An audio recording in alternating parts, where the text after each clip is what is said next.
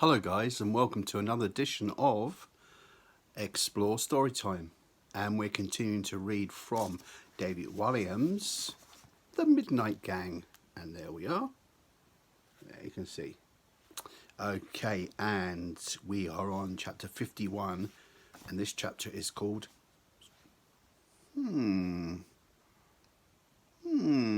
Suspicion. So we start the chapter.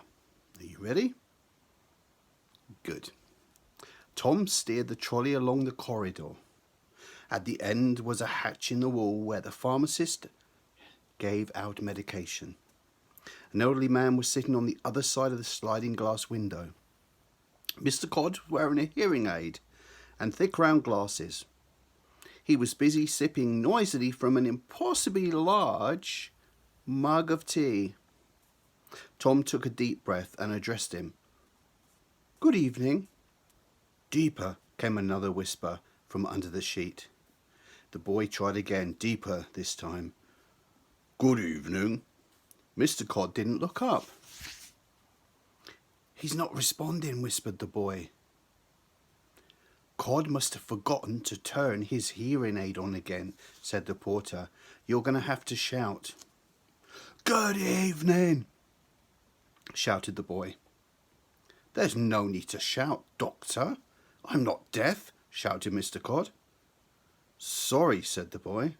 "What did you say?" asked the elderly man, holding out a cupped hand to his ear. "Maybe you can turn your hearing aid on." "I can't hear a word you're saying. Let me turn my hearing aid up." Codd put his mug of tea down and fiddled with the dial on his hearing aid. When nothing appeared to happen, he banged the box with his knuckles, and the gadget whistled into life. "Right, what can I do for you, Doctor?" Mr. Codd asked. Tom smiled. The plan was working. "I need a syringe and 50 litres of sleep serum, please." 50 litres? A look of shock crossed Mr. Codd's face. "What do you need all that for? Are you going to put a hippopotamus to sleep?" "Millilitres," whispered the voice from under the sheet. "Who said that?" demanded Codd. "It's my patient," replied the boy. "How come your patient knows more about what he needs than you? And you're supposed to be the doctor." The boy thought for a moment. "Well, my patient is a bit, to use the correct medical terms, bonkers. The poor man thinks he's a doctor. He's delusional." "That still didn't explain why he knew more about the correct dose than you," replied the elderly man. Codd had a point. "Well," began Tom with trepidation, "he is so delusional, he is actually a brilliant doctor. In fact, I'm taking him down to the operating theatre right now." "Why?" "To perform an operation. That's why we need all the sleep serum." Mr. Codd shook his head wearily. "I thought I'd seen it all. 15 millilitres of sleep serum coming right up." The chemist hopped off his stool and scuttled off to the back of the pharmacy.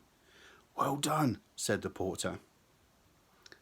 "Shouldn't it be well done, Doctor?" chuckled the boy. "Don't get cocky, young sir."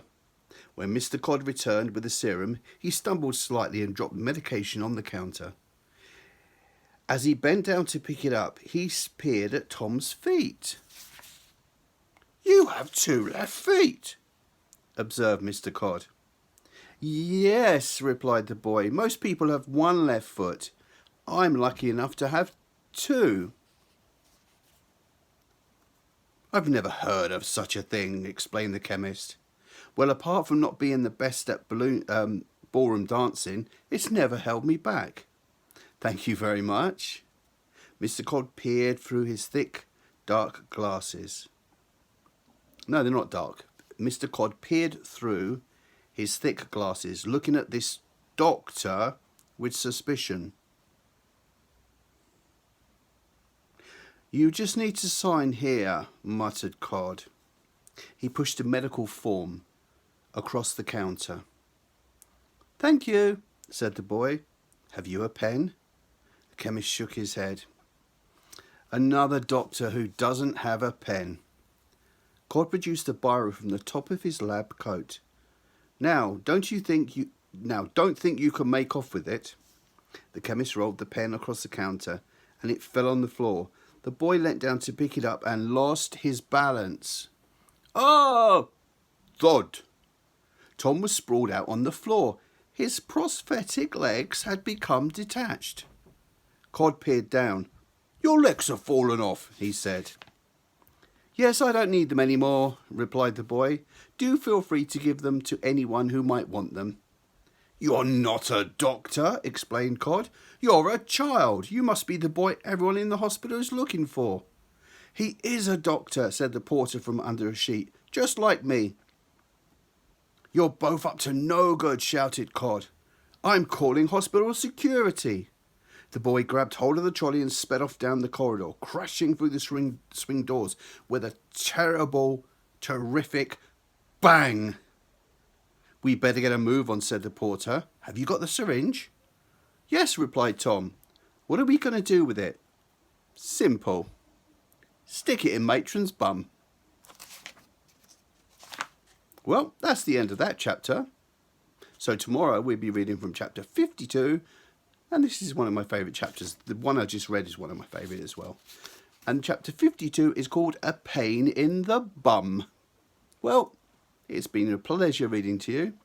And I will catch up with you guys tomorrow. Stay safe. And thank you for visiting us on Explore YouTube for Explore Storytime. And I'd like to say, bye-bye, guys. See you later.